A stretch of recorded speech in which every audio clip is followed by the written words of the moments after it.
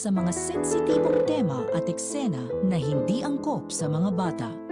Sa pagkikita nga ni Ramon na Tanggol ay ayaw na ngang pawalan ni Ramon si Tanggol at nag-umpisa nang sabihin ni Tanggol kay Ramon ang lahat ng dinanas nito sa mga kamay ni Rigor mula pa lamang noong bata pa siya at hanggang sa ipakulong siya nito.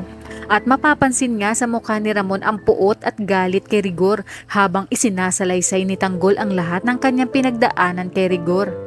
Nangako nga ni Ramon kay Tanggol na simula ngayon ay hindi na maghihirap si Tanggol at igaganti umano siya ni Ramon sa lahat ng pasakit at pahirap na ginawa nito kay Tanggol. Sa kabilang banda hindi naman agad naniwala si Tanggol kay Ramon na siya ang tunay nitong ama sapagkat wala naman umanong nabanggit ang kanyang lola Tinding at nanay Tess. Kaya naman tinanong ni Tanggol si Ramon kung paano umanong naging anak siya nito. Ngunit naging matipid nga sa pagsagot itong si Ramon sa mga tanong ni Tanggol dahil batid niya ang pag sinabi niya ang totoong ginawa niya sa nanay Tess ni Tanggol ay siguradong hindi siya mapapatawad ni Tanggol at baka hindi pa umano niya makuha ang loob nito. Sinabi pa ni Ramon sa kanyang isip na hindi pa ito ang oras para malaman ni Tanggol ang buong pangyayari noon. Ang importante muna ngayon ay alam na ni Tanggol na siya ang tunay nitong ama. Samantala, naghahalong emosyon naman ang nararamdaman ngayon ni Mokang sa mga natuklasan nito sa tunay na pagkatao ni Tanggol at sa kanyang napangasawa na si Ramon. Maya-maya pa, tinanong naman ni Mokang si Tanggol kung paano itong nakalabas ng kulungan.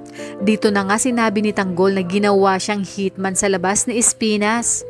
Ayaw man niya umanong tanggapin ang pinagagawa ni Espinas, ngunit wala siyang pamimilian dahil buhay niya at ng kanyang mga kaibigan sa loob ang nakasalalay kung hindi niya gagawin ang mga ipagagawa ni Espinas. Bagay na mas lalong ikinagalit ni Ramon. Ngayon nga na nalaman ni Ramon na nakakulong pala ang kanyang anak at pinahihirapan ito ng mga tao sa loob ng kulungan. Sinabi nga ni Ramon kay Tanggol na gagawin niya ang lahat upang mailabas ito sa kulungan kasama ng kanyang mga kaibigan.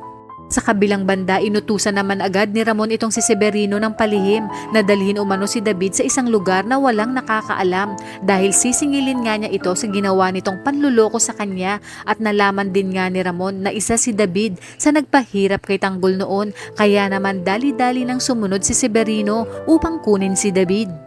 Maya-maya pa biglang sumulpot itong si Olga at laking gulat niya na magkakasama sina Ramon, Mokang at Tanggol. Mababatid niyang galit na galit si Ramon habang papalapit siya sa mga ito. Kaya naman bago pa lamang magsalita si Ramon ay iginiit na ni Olga na wala siyang kinalaman sa pagpapanggap ni David at pati umano siya ay napaniwala ni David.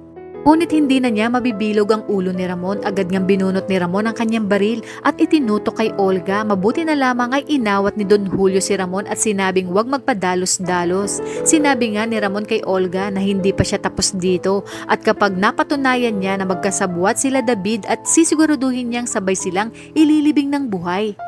Kaya kung bago ka pa lang sa aking channel ay mag-subscribe ka na at i-click mo na rin ang bell icon para updated ka sa pinakahuling kaganapan sa paborito mong teleserye, ang FPJ's Batang Quiapo. Hanggang sa muli, salamat!